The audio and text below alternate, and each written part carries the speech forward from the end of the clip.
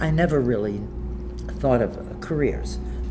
I was about 4 years old, and I was very eager to go with my brothers to school. I have two older brothers.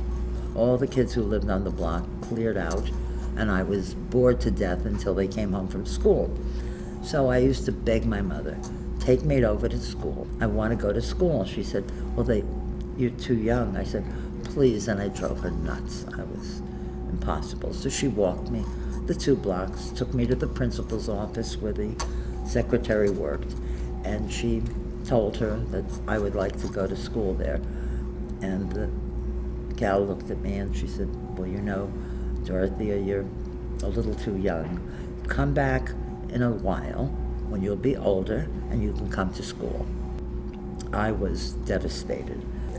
I don't know what it was that if I can't go to school, then I'll become a teacher. So she took me to the 5 and dime store and bought me a little slate. You know, they had these little chalk slates and a box of chalk.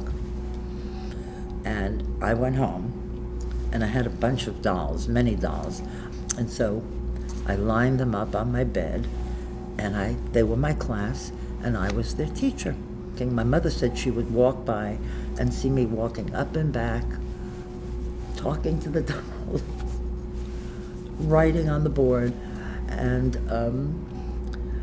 as I sometimes tell my students, I didn't know what I was writing about. My students all looked blank, and it's just the way it is here at Fairfield University. Like, not much has changed except I've gotten older.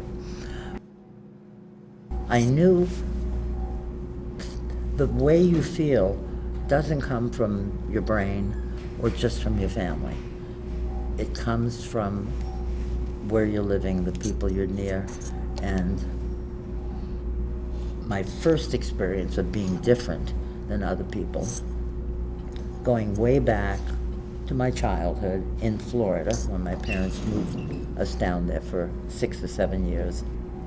There were 3 of us waiting at the school bus. School was in session. We went down to where all the kids were, and the lady, the driver, said, y'all can't come on the bus, honey. I can't take you. And she closed the door, drove away. We go home.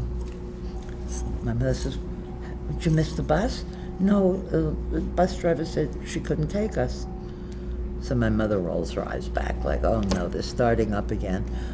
Sure enough, the second day the woman said, I'm sorry, I can't take you, but tell your mother there's a quota of Jewish children in the school.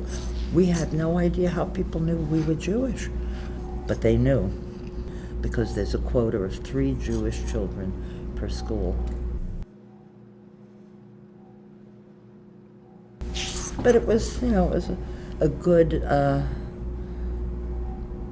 emotion building and knowledge building exercise.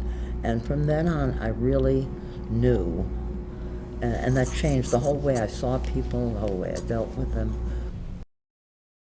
There's something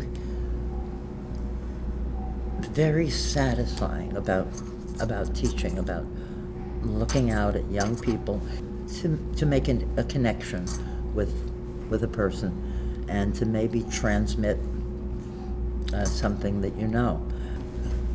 But some people say, you know, you're born with an old soul, or maybe I was a teacher in another life.